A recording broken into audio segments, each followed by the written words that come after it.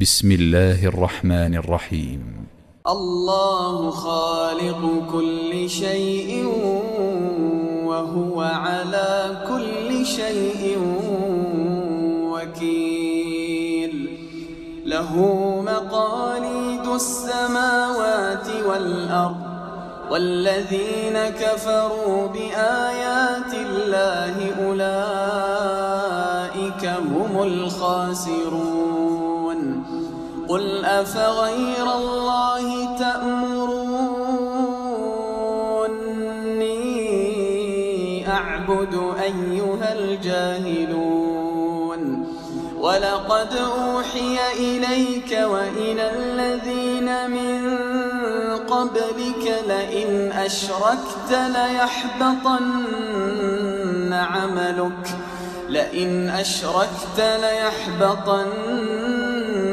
عملك ولتكونن من الخاسرين.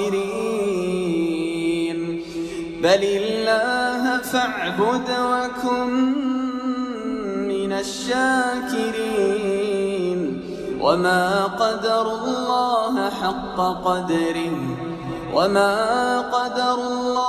حق قدره والأرض جميعا قبضته يوم القيامة والسماوات مطويات بيمينه سبحانه وتعالى عما يشركون. ونفخ في الصور فصعق من في السماوات ومن في الأرض إلا من شاء الله، ثم نفخ فيه أخرى فإذا هم قيام ينظرون. وأشرقت الأرض بنور ربها ووضع الكتاب وجيء بالنبيين والشهداء وقضي بينهم بالحق وهم لا يظلمون. ووفيت كل نفس ما عملت وهو أعلم بما يفعلون. وسيق الذين كفروا إلى جهنم زمرا حتى إذا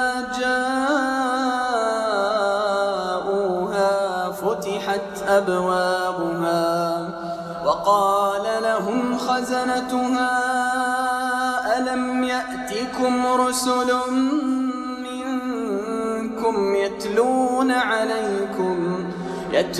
عليكم آيات ربكم وينذرونكم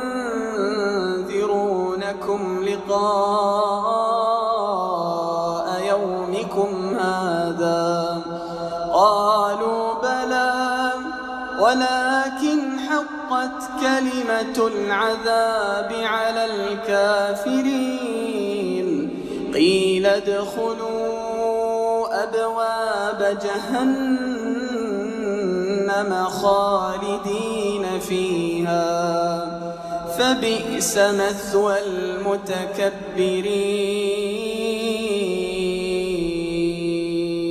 وسيق الذين اتقوا ربهم إلى الجنة زمرا حتى إذا جاءوها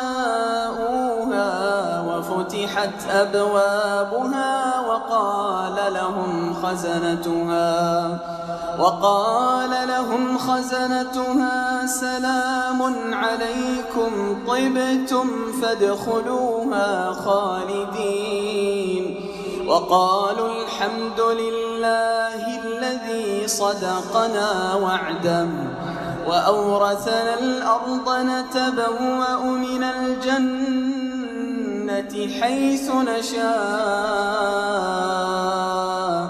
فنعم أجر العاملين. وترى الملائكة حافين